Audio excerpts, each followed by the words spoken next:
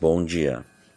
Que a graça e a paz do Senhor Jesus Cristo seja em sua vida, no seu lar, em seus negócios. Quero agradecer a Deus por permitir entregarmos nossas primícias a Ele e juntos desfrutarmos de mais um dia dessa palavra que se encontra no Evangelho de Marcos, capítulo 2, versículos 13 a 17, que diz: Jesus tornou a sair para o mar, e toda a multidão ia ter com ele, e ele os ensinava.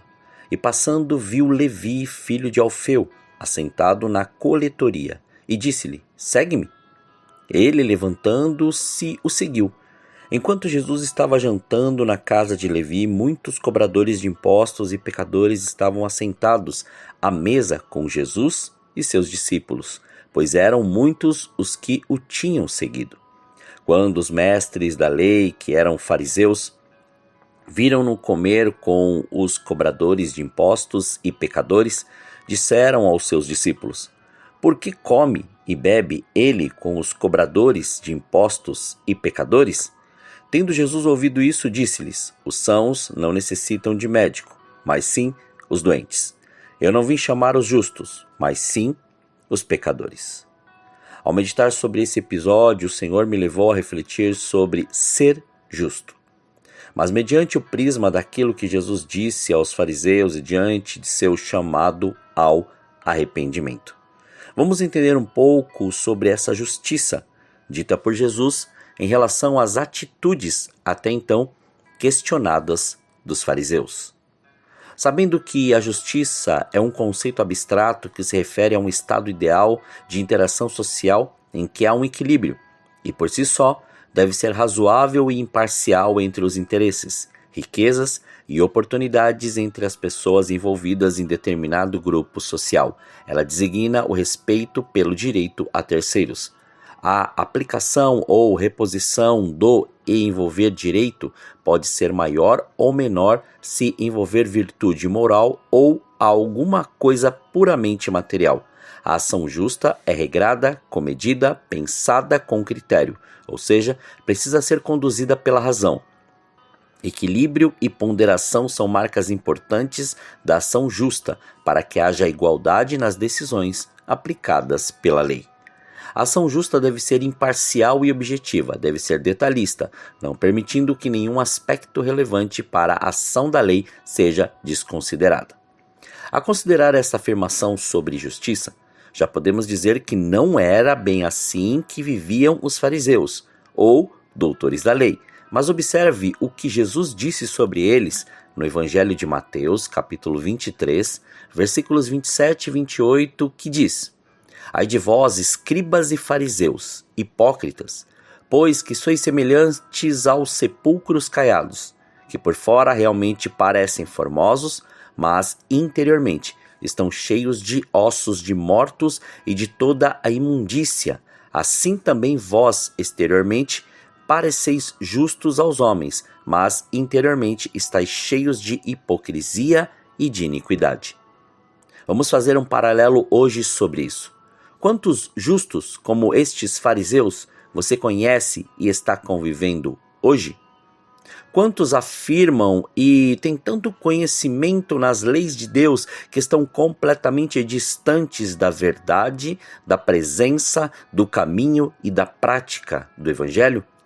Quantos pecadores que foram levados ao arrependimento estão vivendo essa verdade e essa justiça em obediência?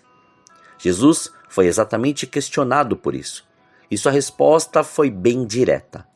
Não temos que ficar dando satisfação para aqueles que já são e se consideram justos, mas sim fazer a obra de ir ao encontro daquele que necessita, ao doente e ao pecador. Pois, quanto mais quisermos falar com uma pessoa que já se vê justo, conhecedor e detentor de uma fé, mesmo que não a pratique, esse jamais vai querer reconhecer seu pecado e se arrepender. Viverá com a maquiagem exterior sendo a cada dia levado pela podridão interior.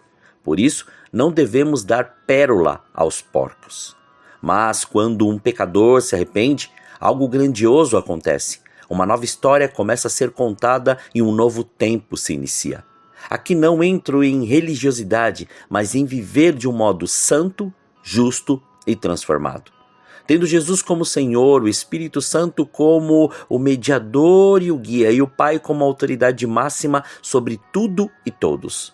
Pois esses meses, orando, meditando na palavra e gravando esses áudios, me fizeram perceber que nem todos querem viver essa intimidade, a ponto de procurarem um pouco, mas qualquer vento contrário ou outras prioridades os afastam do propósito de consagrar suas primeiras horas, seu tempo, seus pensamentos ao Senhor.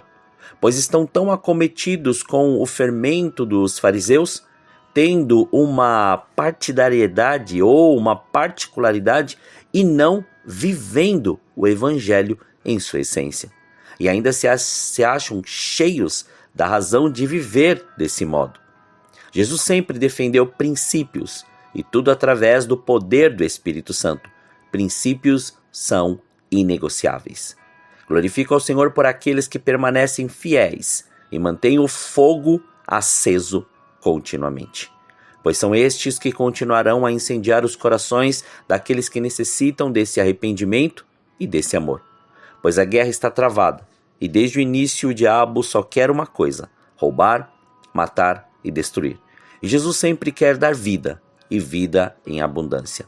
Portanto, não deixe que as circunstâncias, os rumores, os laudos, as mensagens, os acontecimentos, as agitações e os movimentos que te façam mudar o foco. Se você já ora, intercede, clama, medita na palavra, jejua e visita o necessitado, você já tem intimidade e relacionamento. Por que ficar querendo agradar ou querer aparecer? Jesus é que precisa ser visto em nós. Mas aqueles que não têm essa prática e estão desesperados pelo que está acontecendo, essa é a hora de começarem a buscar e ter este relacionamento. Mas será que essa euforia dura quanto tempo? Ser constante, ou melhor, viver o arrependimento em justiça, graça, amor, esperança e santidade, não é parar porque já sabe o que fazer. Ou muito menos se movimentar só porque está ouvindo muita gente falar.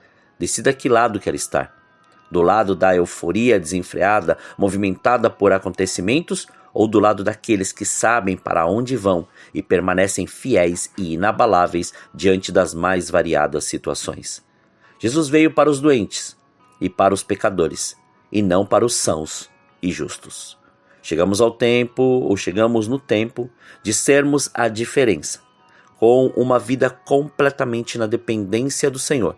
Não de palavras e movimentos, mas com atitudes de gastar nosso tempo em oração, adoração, jejuns, visita, mesas de comunhão e clamor. Faça aquilo que o Senhor, Ele te chamou para fazer, para que a glória dele seja manifesta e seja revelada aonde você estiver. Oremos. Pai, nós te louvamos e te agradecemos. Graças te damos por mais este dia. Obrigado, Senhor, por este fôlego de vida. Obrigado pela sua presença, obrigado pelo seu amor.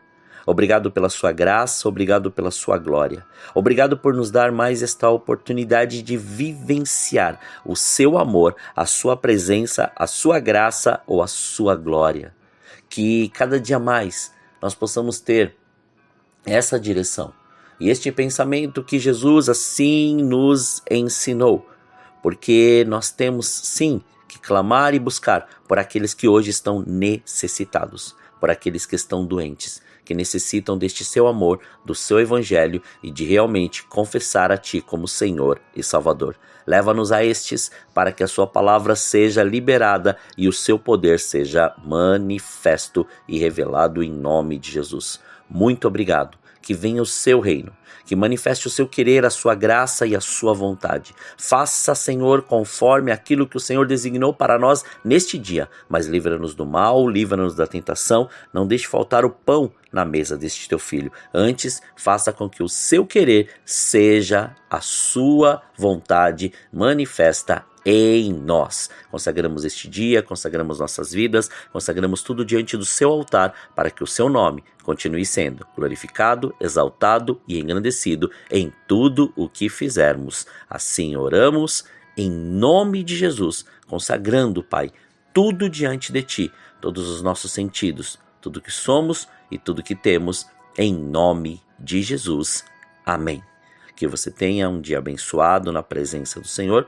E quem vos fala é o pastor Leandro Araújo de São Paulo, capital. Deus te abençoe grandemente.